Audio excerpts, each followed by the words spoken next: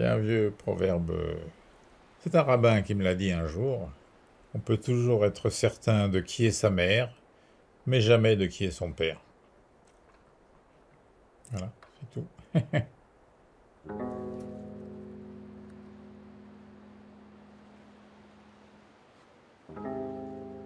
Quand on était petit avec mon frère, on jouait au jeu des 7 familles. Sur les cartes, il y a des familles bien construites avec un père, une mère, un fils, une fille, un grand-père, une grand-mère. Les gens se ressemblent. Ils sont tous bruns ou blonds. Ils ont tous des gros nez ou des fossettes. Ils ont tous l'air grincheux ou joyeux. Sauf que dans les vraies familles, c'est pas comme ça. On se ressemble pas forcément. On n'est pas pareil. Et puis on n'est pas forcément 6. Ça peut être bien plus compliqué que ça.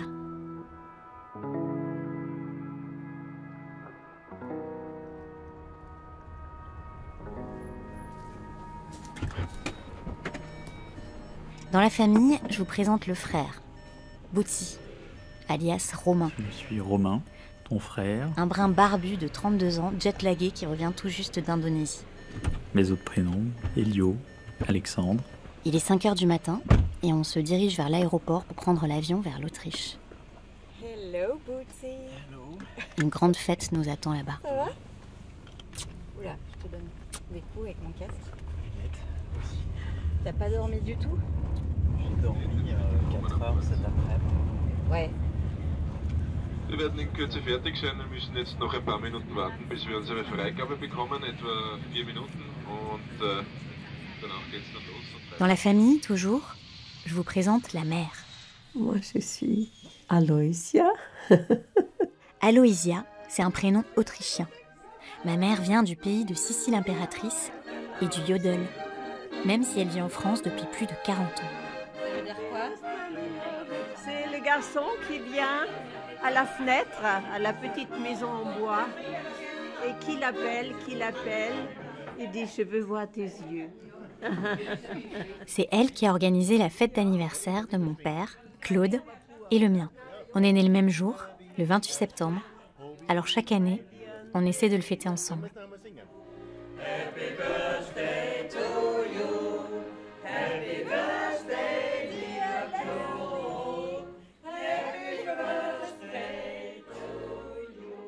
Et puis je vous présente la famille autrichienne du côté de ma mère. Il y a beaucoup de tantes, beaucoup d'oncles, beaucoup de cousins et pas mal de traditions. À ce moment-là, on est une vingtaine autour de tables disposées en U. Mon père et moi, on trône au milieu. Il y a une 50aine de trophées de chasse au-dessus de nos têtes. Des familles entières de chevreuils, de cerfs, de sangliers, de biches qui sont épinglées là, comme figées dans le temps. C'est un endroit complètement improbable pour une fête d'anniversaire. C'est les chansons à voir. Ouais. Français, glou et glou et glou. Au milieu de tout ça, je vous présente le père, Claude, un petit brin cynique et rigolo, issu d'une famille juive, qui fête ses 80 ans aujourd'hui. Il a un peu la dégaine de Woody Allen. Il n'a pas maigri, hein? Non. Je m'appelle Claude Menahem, j'ai 80 ans depuis hier et je suis un peu en vacances dans la famille de mon épouse, en Autriche. Voilà, malheureusement je ne parle pas allemand, donc je ne peux pas tellement participer aux discussions. Hein? Ouais? Tu veux dire un truc en particulier? Tu veux dire un truc? Et tandis que toute la famille nous regarde souffler les bougies cette année-là, mon père et moi, on est liés par le secret. Par un secret qu'on a appris quelques semaines auparavant. Il sait que je suis pas sa fille. Et je sais qu'il est pas mon père. Et pourtant, on s'est jamais sentis aussi proches qu'à ce moment-là. Quelques semaines plus tôt, j'étais dans le sud de la France avec mon père. Il est parti s'installer là-bas à la retraite. Ma mère y est aussi assez souvent, mais elle aime garder un pied à terre à Paris. Bref, un jour, mon père me raccompagnait à la gare en voiture. Il était très détendu, comme d'habitude. Tu penses que ça va aller pour le train? Oui, s'il n'y a pas un imprévu, un bouchon, un accident sur la route. Et là, je regarde par la fenêtre et je vois passer une caravane qui me rappelle un voyage qu'on avait fait quand on était petit avec mon frère, ma mère et mon parrain. Oui, au jeu des 7 familles, je vous avais présenté le frère, la mère, le père. Il faut donc que je vous présente maintenant le fantôme, mon parrain, décédé il y a 16 ans. Mon parrain dont le vrai nom est Pierre Séjournant. Un parrain qui séjournait très souvent dans la famille. Les souvenirs remontent. J'ai des images de mon parrain qui me reviennent. Mon parrain que j'appelais tout simplement parrain.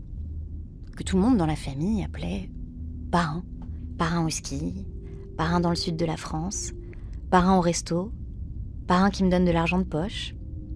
Lui très présent et mon père beaucoup plus absent. Et là, je balance la question à mon père qui conduit, un peu comme ça pour rigoler. Papa, t'as jamais pensé que ça pourrait être lui, mon père ?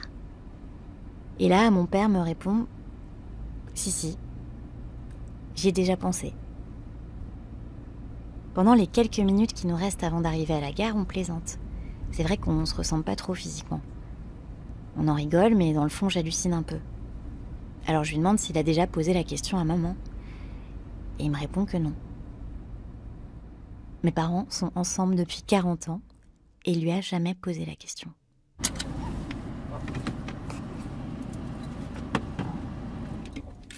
Attention, les voitures. Allez, allons-y, parce qu'il est 10. Après avoir dit au revoir à mon père sur le quai de la gare, je rentre à Paris. Je me renseigne sur les tests de paternité.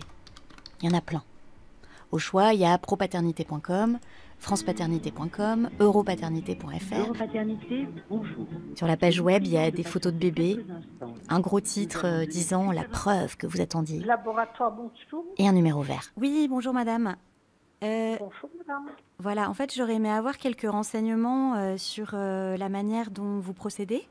Oui, c'est pour qui? En fait, ce serait pour moi et pour mon père. Oui, d'accord. Est-ce que vous avez la possibilité de le faire avec votre papa? Oui, il est d'accord pour qu'on le fasse ensemble, c'est juste qu'il vit pas dans le même endroit que moi. Ça n'a pas d'importance. Nous pouvons envoyer le kit à 2 endroits différents. C'est un test salivaire. Ce sont des cotons-tiges que vous frottez à l'intérieur de chaque joue et vous les laissez sécher à l'air libre. Et une fois que c'est sec, vous les mettez dans les enveloppes qui vous seront attribuées et le tour, vous le renvoyez au laboratoire. Le lendemain, j'en ai parlé à mon père qui a accepté qu'on fasse le test ADN, à condition que ça reste secret et qu'on ne prévienne personne de notre démarche pour l'instant. Et ces laboratoires, ils sont où, si c'est pas indiscret? En Angleterre, madame. D'accord. Parce que sur le territoire français, vous n'avez pas le droit de le faire sans l'ordonnance d'un juge. D'accord. Ça n'a pas une valeur juridique, hein. C'est une valeur juste pour vous à titre informatif. J'ai commandé les 2 kits. J'ai reçu rapidement une enveloppe avec un coton-tige. Je l'ai frotté à l'intérieur de ma joue et je l'ai renvoyé au labo. Mon père a fait pareil. Et je savais que quelques jours plus tard, je recevrais une réponse. J'étais avec mon amie Johanna à Montreuil. On travaillait dans son jardin sur l'adaptation d'un roman en pièce de théâtre qui s'appelle « L'invention de nos vies ». Voilà, on était en train de bosser depuis 9h du matin et tout d'un coup, je te vois te décomposer un peu. Visiblement, tu avais lu un mail, c'est ce que j'ai cru comprendre. Et tu me dis, écoute là, je peux te dire quelque chose. Je dis, bah ouais, bien sûr. Et je sentais que c'était pas rien, quoi. Je l'ai pas tout de suite raccordé parce que j'étais au courant que tu cherchais à savoir si ton père était ton père. Mais je l'ai pas tout de suite tilté là-dessus parce que je pensais pas à ça sur le moment. Et puis tout d'un coup, je te vois me dire, j'ai reçu les résultats par mail et regarde, c'est mon père, il y a rien qui...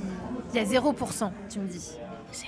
Nous, c'est ou par mail ou par courrier, si vraiment vous voulez pas le recevoir par mail. Simplement pour une question de facilité. Et là, t'exploses en larmes.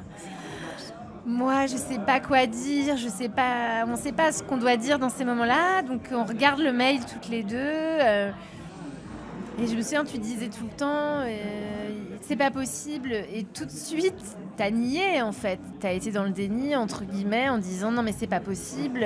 Et t'as remis en question le fait que ces tests puissent être plausibles ou pas. Et donc c'est fiable vraiment à 100%?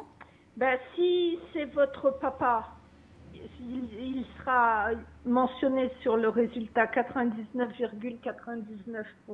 Si ce n'est pas votre papa, ce sera 0%. D'accord. Il Et n'y a pas d'alternative. pour moi, c'était complètement surréaliste de recevoir une réponse par mail avec un pauvre tableau sorti de nulle part, 0%. Il y avait 2 colonnes avec nos 2 noms, Claude Menahem, Leslie Menahem. Et en dessous, il y avait écrit 0%. 0% de probabilité que ce soit mon père.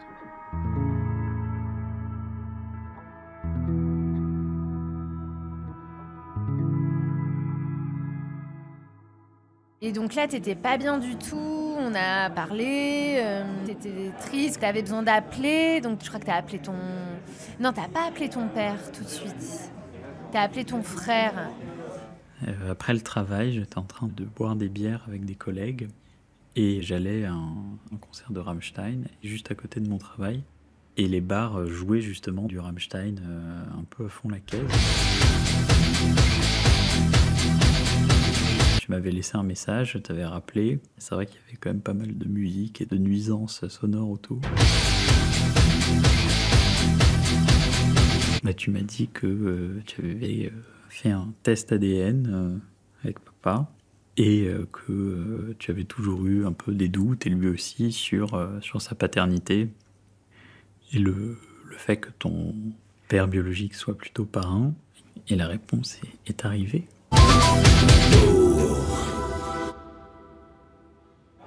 Moi, j'ai appelé ma pote médecin qui n'a pas voulu se prononcer parce que je pense qu'elle m'a dit mais en fait, il faut qu'elle parle à sa mère. Finalement, ce test qui te donnait des réponses, tout amenait à finalement avoir une discussion avec ta mère qui était inévitable.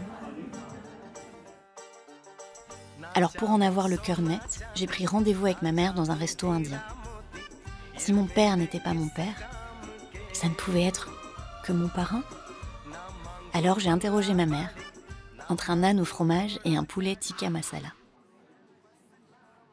Non, pour moi, il n'y avait pas les doutes. Quand tu es né, tu avais des yeux noirs. Tu n'avais pas de cils, tu es effrayé. Des cheveux tout noirs. Qui sont partis après. Et tu es devenu clair après quand même. Mais pas tant que ça.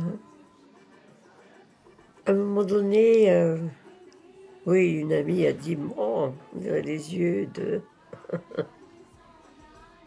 Les yeux de... C'était bien ceux de mon parrain. À ce moment-là, j'ai repensé à plein de choses bizarres. Je suis qui? Au 0% sur le tableau ADN d'europaternité.fr. C'est quoi mes origines? À Dark Vador qui annonce à Luc... Je suis ton père. À ce bouquin sur lequel on bossait avec Johanna qui s'appelle L'invention de nos vies. L'invention de nos vies. Dans lequel le personnage principal s'amuse à inventer ses origines et sa nouvelle vie.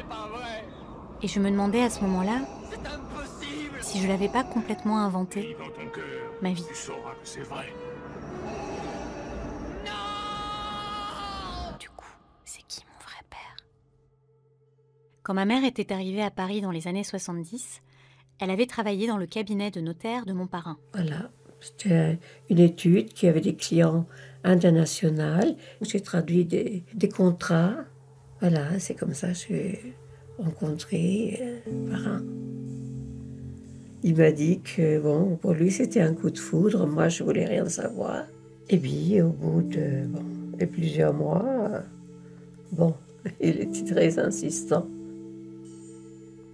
En fait, je suis tombée, amoureux quand j'ai connu son charme de séducteur. Avec mon parrain, ils étaient sortis ensemble quelques années. Mais il était déjà marié avec 2 enfants. Alors ma mère restait ouverte aux rencontres. C'est comme ça qu'elle avait rencontré mon père. Le problème, c'est que souvent, quand j'arrivais chez elle, il y avait Monsieur Séjournant qui était là. Je voyais sa voiture en bas, il avait une Golf beige métallisé. Des fois, j'attendais dans la voiture qu'il s'en aille. Donc, il partait en général vers minuit, 1h du matin. Sauf qu'un jour, il a dû se douter de quelque chose parce qu'il est remonté. Bon, là, ça a été assez orageux. Il l'a très mal pris. Il m'a insulté carrément. Bon. Mais je le comprends très bien. Mon parrain était plus vieux. Il avait une famille. Alors la version que j'avais toujours eue dans la tête, c'était celle qu'on m'avait racontée. Qu'au moment où ma mère avait rencontré mon père, mon parrain lui aurait dit « Puisqu'on n'a pas pu avoir d'enfants ensemble dans cette vie, alors je serai le parrain de ton premier enfant. » Bon, un jour, elle m'a dit qu'elle était enceinte. Enfin, c'est plusieurs années plus tard quand même. Bon, sa grossesse s'est bien passée. Et ce qui est drôle, c'est le 28 septembre 1983, pour fêter mon anniversaire, j'avais retenu un cabinet particulier chez La Pérouse, qui est un restaurant sur les quais à Paris. Je voulais lui faire la surprise, et donc vers 8h du soir, on a pris la voiture. Et on était en route pour aller chez La Pérouse, et à mi-chemin, elle m'a dit qu'elle allait pas bien, etc.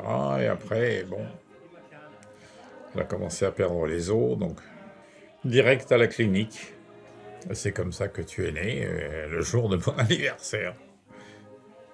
Et on n'a jamais été chez La Pérouse. J'ai jamais vu le cabinet particulier.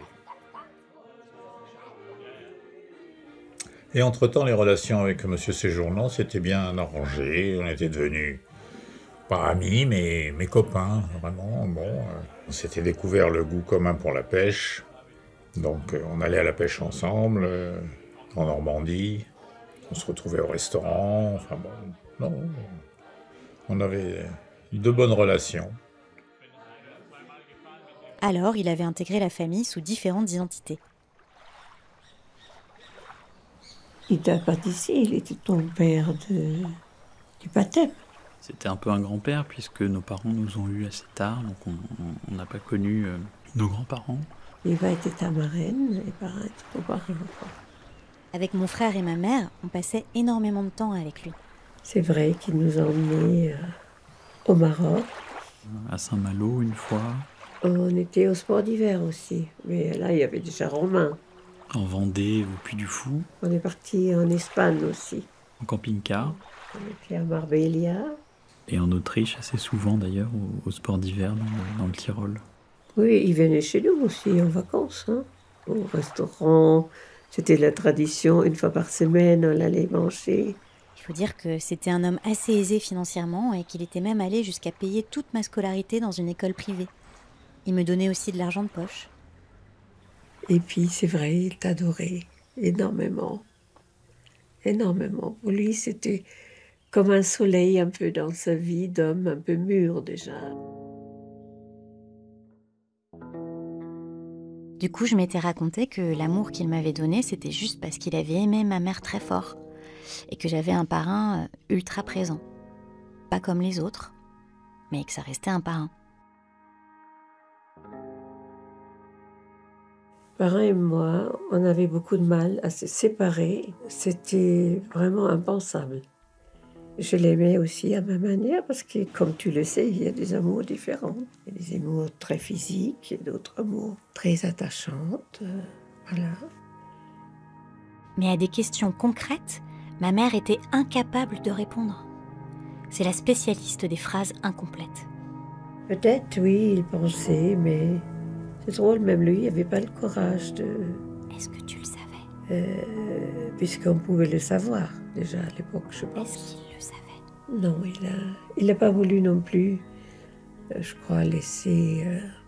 Est-ce que tout le monde savait ? Il n'y avait pas vraiment une raison de ne plus s'occuper de sa femme, qui était quand même un peu souffrante.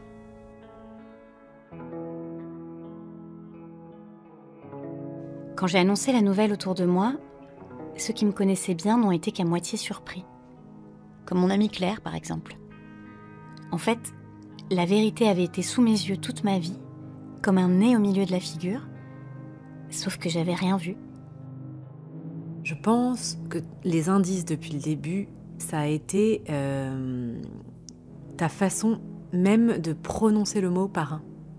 Quand tu disais mon parrain, t'aurais pu dire mon père, ça aurait été pareil.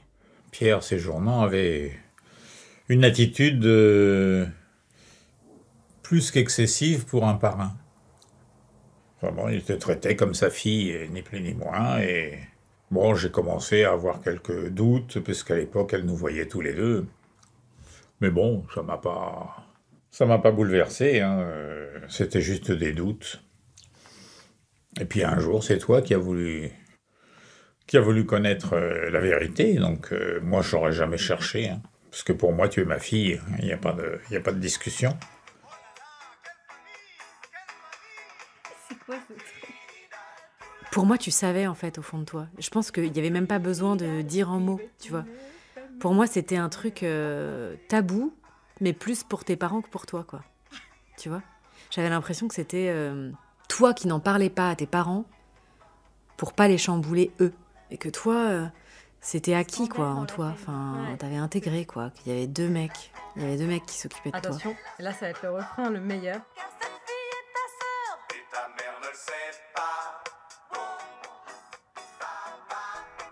En réalisant que mon parrain était mon père biologique, je réalisais que j'avais une demi-sœur et un demi-frère.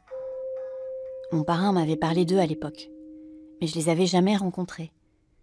Je savais juste que Maude, sa fille aînée, était chamane à l'époque et qu'il ne comprenait rien à ce qu'elle faisait. Et que son fils était notaire comme lui. Je sais aussi qu'ils avaient au moins 30 ans de plus que moi. Quand j'ai appris la nouvelle, j'ai fait des recherches. J'ai trouvé plein de choses sur Google. Maude était bel et bien chamane et plutôt connue dans son domaine. Elle avait publié 2 bouquins, alors je l'ai contactée par mail. Et elle m'a répondu le lendemain, en m'écrivant qu'elle vivait à Santa Fe, au Nouveau-Mexique, et qu'elle était OK pour qu'on fasse un Skype. Allô ? Allô ? Oui, bonjour Maude. Bonjour Leslie. Enchantée. C'était bizarre et familier à la fois. Parler sur Skype avec une chamane qui était ma demi-sœur. Et voir ce visage familier qui ressemblait à celui de mon parrain, c'était un peu comme voir un fantôme qui ressurgirait du passé. Merci beaucoup de répondre à... Maude n'a pas été si surprise d'apprendre la nouvelle. Elle m'a dit que notre histoire arrivait bien plus souvent qu'on ne le pensait. Qu'elle s'en doutait, bien sûr. Qu'elle savait l'attachement qu'il avait eu pour moi, pour nous, pour notre famille. Mais que pour sa famille, pour elle, ça n'avait pas été simple. Que mon parrain, en fait, était un père assez absent dans son propre foyer. Qu'il était loin d'être un enfant de cœur. Il a fait comme il a cru que ce serait le mieux. C'est ce que je me dis. C'est ma manière à moi de faire la paix avec lui. Avec Maude sur Skype, j'avais envie d'en savoir plus, d'avoir des descriptions physiques, des anecdotes. C'est quoi mes origines ? J'avais peut-être besoin de m'identifier, de chercher des origines, des ressemblances, des traits de caractère. J'avais besoin de répondre à un flou. Ouais, il était brun aux yeux bleus. Un charme, un sourire incroyable. Assez expressif. C'est quelqu'un même de brillant. Ses cheveux un peu bouclés. Mais il était plutôt vigoureux. Assez entreprenant. Sportif. Autoritaire. Il avait des problèmes cardiaques. Très jovial. Un peu hyperactif, lui. Je crois que Séjournant vient de la Haute-Marne. Un peu, je dirais pas facho, mais... Il y a une partie de la famille bourguignonne. Assez sûr de lui. Il était le péniste. Disons très à droite politiquement. Une autre partie, ma grand-mère, sa mère de Touraine. Il aimait danser. Il prenait un peu de place aussi dans une conversation. Bon, il a fait droit, mais je crois qu'il a été fait pour autre chose. Ouais, il a arrêté de pas être dans la police. Oh, quelqu'un, oui, non, qui aimait vraiment la vie.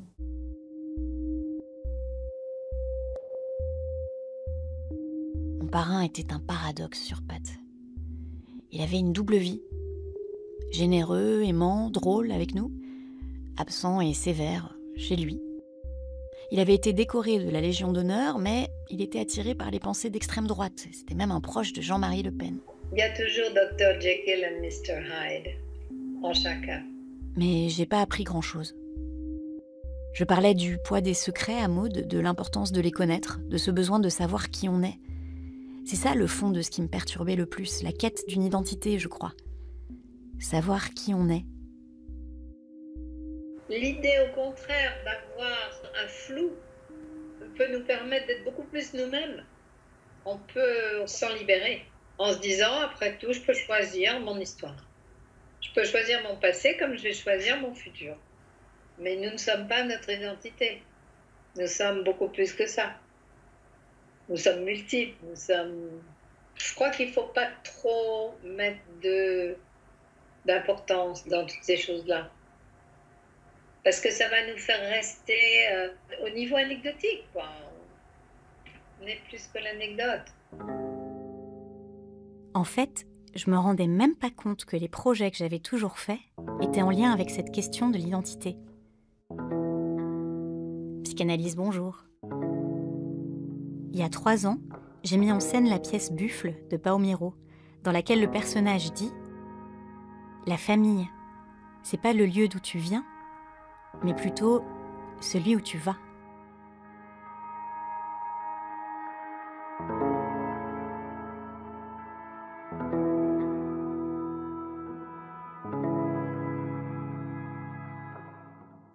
Gardez tout ce que vous avez de bon et de bons souvenirs avec lui. Et je ne pense pas que ce que j'ai à apporter pourrait être intéressant pour vous. Donc il y aura peut-être, vous écrirez peut-être une histoire là-dessus, qui sait? C'est possible. C'est possible.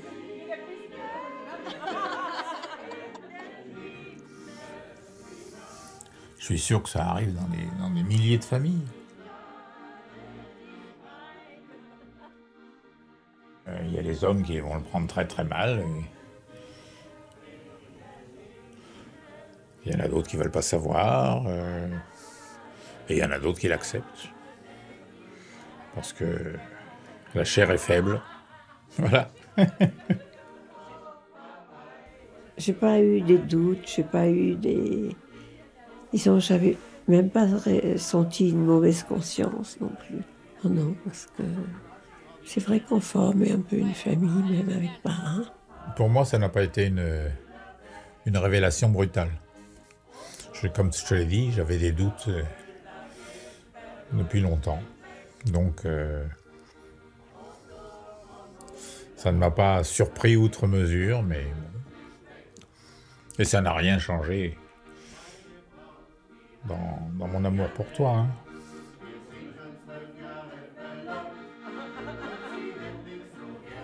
Bah, pour moi, ça change rien. C'est tout. Enfin, je vois pas quoi dire de plus. Vous restez ma famille et la famille, ça va au-delà de la simple biologie, c'est tout. Oui, c'est vrai. Je pense que tu as eu finalement l'amour de 2 pères. Les 2 t'ont aimé très fort, même si c'était pas de la même manière. Et maman aussi t'aime très fort et la famille ici aussi. Hein. Oui, tu n'es pas une orpheline en tout cas. Oui, c'est vrai.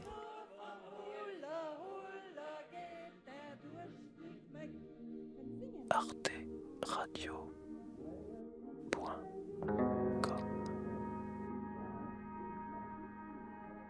Entre le moment où j'ai enregistré ces témoignages et celui où je finis mon montage, mon père n'est plus. Mais sa voix demeure. Et je peux dire plus que jamais à quel point je l'aime. Avec ou sans ADN. Voilà, pour moi tu es ma fille. Point la ligne.